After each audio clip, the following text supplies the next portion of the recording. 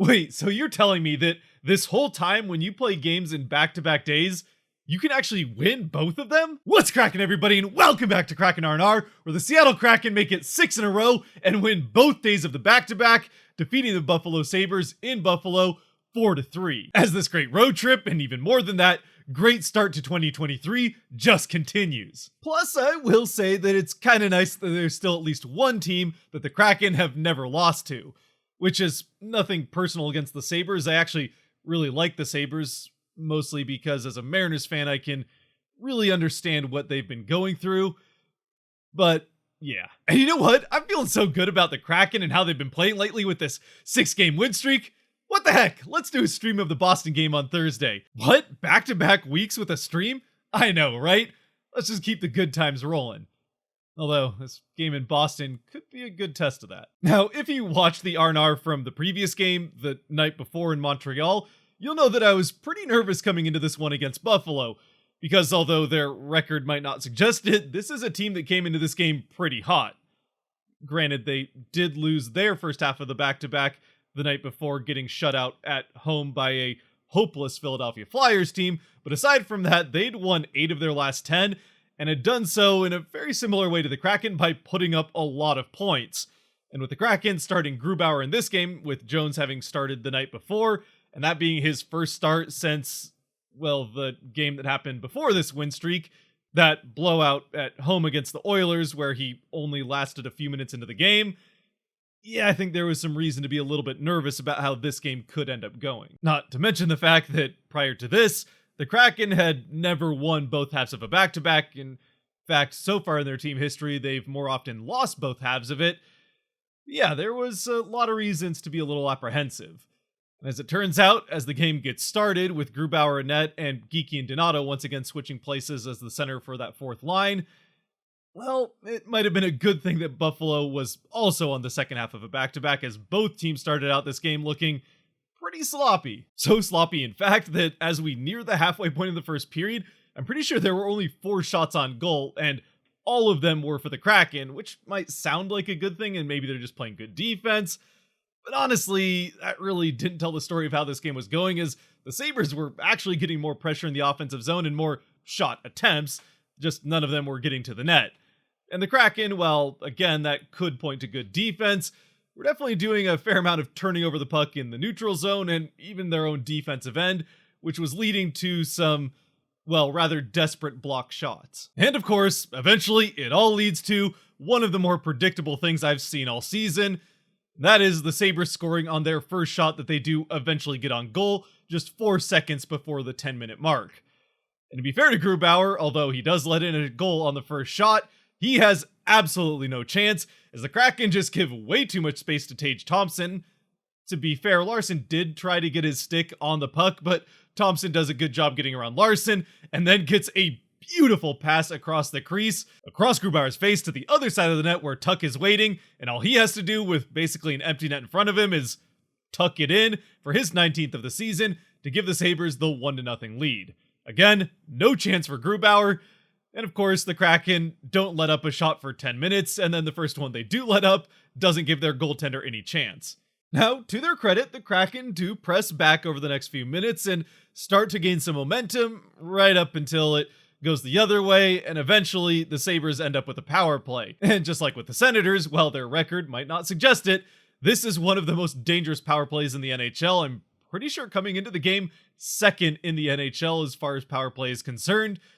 Unfortunately, this penalty kill, which was an absolute nightmare a few games ago, on this road trip where they faced 5, I think, or 4 so far, soon to be 5 of the top 10 power play teams, they've held up pretty well, all things considered, and do so once again here with an absolutely necessary and very good kill. Though, that having been said, on this particular power play by the Sabres, they do get one very good chance on goal, and it requires an absolutely spectacular save from Adam Larson. A shot from one side of the net bounces off the post and actually gets behind Grubauer, but it rebounds out clean to the other side where Tage Thompson has the puck and empty net to shoot at. He fires off the shot right into the gut of Larson, who, I mean, he's just kind of in the right place at the right time, but he had to put himself there. He makes a block that might as well be a save as there was only empty net behind him, and the Kraken do survive the rest of the power play from there. And right as this power play ends, Eberle, who was the one in the box, basically just trades places with a Buffalo player as the Kraken get a power play just seconds later. And just seconds into this power play, it's Eberle, fresh out of the box, that ties the game for the Kraken off of a shot from Burakovsky that he tips in somewhere around the faceoff dot, so it's actually a pretty high tip, but it gets past Comrie and into the back of the net to give Eberle his 10th of the season and tie the game here late in the first for the Kraken. And it's a play that actually starts with the Kraken losing the faceoff in the offensive end. But as I think we talked about early on in this road trip, if you can't win in the faceoff circle consistently, find ways to get to the puck first. Although this time they are helped out a little bit by the Sabres, who, after winning the faceoff, try to clear it by ringing it along the boards on the far side, where Burakovsky's waiting. He picks it off the boards in the corner, fires off that shot that Eberle tips in. And just like that, we're going to the end of the first. Not with a 2-0 game, which it could have been with Larson not making that save, but instead a tie game. So maybe not the greatest first period the Kraken have had, certainly not as great as the last two, but they are now going to the second period, which has been the kindest period to them in this road trip. However, it doesn't get off to a particularly good start as they, just a few minutes in, or actually just a couple minutes in, give the Sabres their second power play of the game, once again tempting fate, and this time, while they do kill it off, it does require a pretty nice save from Grubauer this time. But even though they do manage to actually kill this one off for a second time, they decide to tempt fate one too many times by sending the Sabres to another power play, and this time it's the Sabres' turn to score within seconds. As they win the faceoff, Dahlin has the puck and he just kind of skates into open ice, finds a shooting lane, fires off a shot, and beats Grubauer clean on the short side, under the glove and into the back of the net to give the Sabres the 2-1 lead. And while Grubauer had made a couple already pretty nice saves and would continue to have a very good night by the end of it for the Kraken, this one, I think, is one he'd like to have back. It does pretty much just beat him clean as he sees it coming all the way. Still, probably not a shooting lane you want to let the Sabres have in the first place, especially from Dahlin, who's one of their better scorers. The good news, at least, I suppose anyways, that after testing fate one too many times here with the Sabres power play, the Kraken do learn their lesson and stop sending Buffalo to the power play, at least for a while anyway. And not only that, but they're able to respond to this goal by starting to turn momentum in their favor, getting a couple of nice chances. One very good look for Yanni Gourde, though that is saved pretty well by Comrie. Eventually, though, Gourde gets a second chance, and this one is set up by a very nice rush play from Justin Schultz as he gets into the offensive end, down along the boards, getting up to the net, and eventually firing it in front of the net where Yanni Gourde gets all the way around one of the Sabres defensemen, who is kind of caught flat-footed. I don't think he saw Gourde coming. Gourde gets around him in front of the net and chips in the Schultz pass to tie the game at 2. Gourde, after seeing one good look that he had get stopped, finally getting his 6th of the season, and a very important one here for the Kraken, as they could not afford to go down by 2 to a Sabres team that can really start to pile it on if you let them. And although both teams would get some pretty good scoring chances through the rest of what was still most of the second period remaining, a couple very nice back-to-back chances for Tuck that Grubauer is able to save or at least direct aside, and then back-to-back very good chances for Sprong going the other way, getting open shots off, both of those saved by Comrie. We do get to the end of the second without another goal going in, so where at the end of 1, it was tied at 1, at the end of 2, we're tied at 2. With really the only other part of the second period of note being another pretty scary moment. We had the one in Ottawa, which I think I forgot to mention in the video, but a piece of the boards came down and hit a fan there, a young fan that turned out to be okay. This one, a puck gets deflected out by Dunn and seemed to hit someone in the face. Never really saw what happened there. So hopefully that fan's okay, but a scary moment there that had play stopped for a bit. They do eventually get going, and again, no more scoring until the end of the second. Well, through the end of the second. So then, unlike the last two games, the Kraken didn't do a ton of scoring in the first period, and unlike the games before that, they also didn't do a ton of scoring in the second. In fact, to this point in the game, they don't have a lead, which has been a pretty rare thing so far in these last 6 games. But eventually, as we start the third, this is where the Kraken scoring really starts to come on, and it's all the Matty Beniers show here in the first few minutes. First, just over a minute into the period, Beniers gives the Kraken the lead as Dunn puts a shot off Beniers' backside in front of the net, but the puck lands right next to the net, Beniers the one that sees it first, and he dives at it through the air, whacking it into the back of the goal, going full Bobby Orr, and he's from Boston, so I guess that makes sense. Gives the Kraken that 3-2 lead, but also extending his goal streak to 5 games now for the Kraken, as he's scored in all 5 games of this road trip, and that is a franchise record, not just for rookies, but in general. Beniers, the first ever to score a goal in 5 straight games for Seattle. And not only that, but with his 16th of the season, also obviously increasing his point streak to 5 games. That is significant, not because it's a franchise record, Larson and Eberle are still tied with that for 7, but because while 10 players for the Kraken have had a point streak of at least 5 games, only 1 player has done it more than once, and that's Beniers, who with this one has now done it 4 times. Now, to be fair, with Dunn also increasing his point streak on this one to 4 games, if he gets a point in the next one against Boston, then he will also have done it multiple times, but Beniers with 4 or 5 point streaks already for the Kraken, that's pretty incredible. But you know what's better than 1 point in a game? 2 points in a game. And that's what Beniers gets just a few minutes later, as he gets the puck from Eberle down behind the Buffalo net in the corner and gets a quick pass out to Schultz, who's crashing the net, and Schultz buries it into the back of it to give the Kraken the 4-2 lead and give them a little bit of breathing room here 5 or so minutes into this third period. For Schultz, it's also his second point of the night with a very nice shot, putting it far side off the far post and in. And for Beniers, although neither he or Eberle actually had an assist for a while after this goal is scored, originally it's scored as an unassisted goal for Schultz, which raises questions as to what they think an assist is or what team they think Beniers was on. But eventually they do get it right a few minutes later and give assists to both Beniers and Eberle. Both of them actually, as well as Schultz, picking up their second points in the game, both of them having goals earlier on. Pretty much from here on, though, Kraken do kind of just go into turtle mode over the rest of this third period. They do get one more good scoring chance off of that first line again, as Burakovsky gets a clean look that he puts off of a post.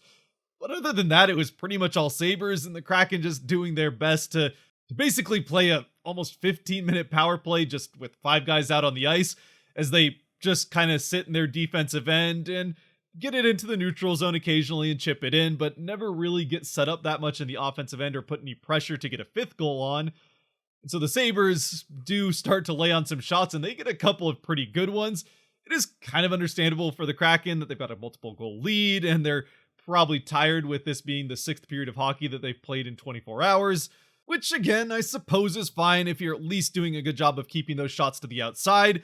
If you're going to let the other team have a lot of shots, just don't let them get dangerous ones. Problem was, as I just said, the Sabres were getting some shots from the slot right out in front of Grubauer, and one in particular that was a very nice save Grubauer has to come up with as a tic-tac-toe pass from the boards through the Kraken defense, gets to the other side in the slot for a wide open shot, but Grubauer is able to get back just in time to catch it in his gut and keep it out of the back of the net.